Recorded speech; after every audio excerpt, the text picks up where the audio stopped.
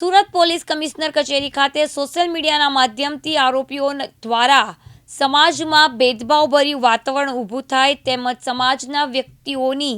ધાર્મિક આસ્થા અને લાગણીને જાણી જોઈને ઠેસ પહોંચે તેવો વિડીયો બનાવી તેમજ વ્યક્તિઓને ખોટી માહિતી આપી પોતાને આર્થિક લાભ લેવાના બદલ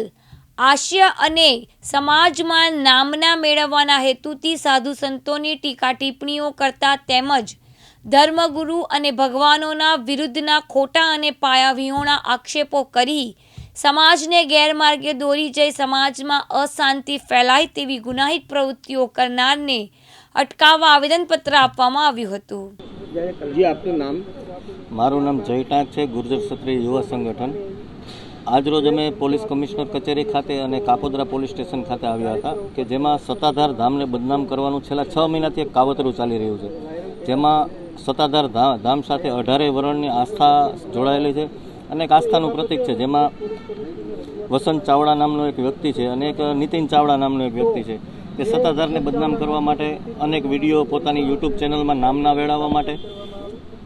અને પોતાની પ્રતિષ્ઠિત મેળવવા માટે એક વિડીયો બનાવીને છેલ્લા 6 મહિનાથી આક્ષેપો કરી રહ્યો છે। કોઈ પ્રકારના પુરાવા રજૂ કરતો નથી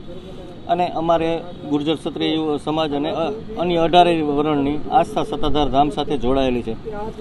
અને આ બે તો ખાલી નામના મોરા જ છે। આની પાછળ એક આણી મંડળી કામ કરી રહી છે, જેથી અમારી ગૃહમંત્રીને અને પોલીસ કમિશનર સાહેબને જ રજૂઆત છે કે આની ઉપર તટસ્થતાથી તપાસ કરવામાં આવે અને આની પાછળ કોણ સંડોવાયેલું છે એની ઉપર પણ તાત્કાલિક ધોરણે કાર્યવાહી કરવામાં આવે, આની કમિટી એક બનાવવામાં આવે એવી અમારી માંગ છે અને રજૂઆત છે। યુટ્યુબ ચેનલ દ્વારા જે સનાતન ધર્મ અને સત્તાધારને જે બદનામ કરે છે, વસંત ચાવડા જેનું નામ છે, છેલ્લા 6 મહિનાથી આ ધાર્મિક સંસ્થાને અને જે 18 વર્ષની આસ્થા જેની સાથે જોડાયેલી છે, જે અમારી ગુરુગાદી છે એને જે બદનામ કરે છે, આધાર પુરાવા વગર જે બદનામ કરે છે, એના માટે આજે સુરત પોલીસ કમિશનરને, ગુજરાતના ગૃહમંત્રીને અમે ફરિયાદ લઈને આવ્યા છીએ કે આની ઉપર જે નક્કર કાર્યવાહી થાય।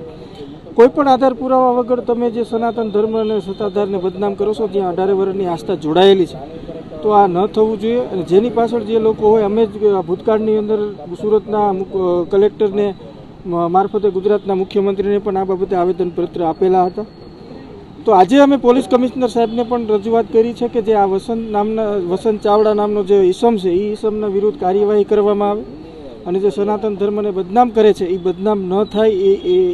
એવું હું તમારા માધ્યમથી કહેવા માગું છું। બીજી વસ્તુ એ કે જે આક્ષેપો છે એના કોઈ નક્કર પુરાવા એને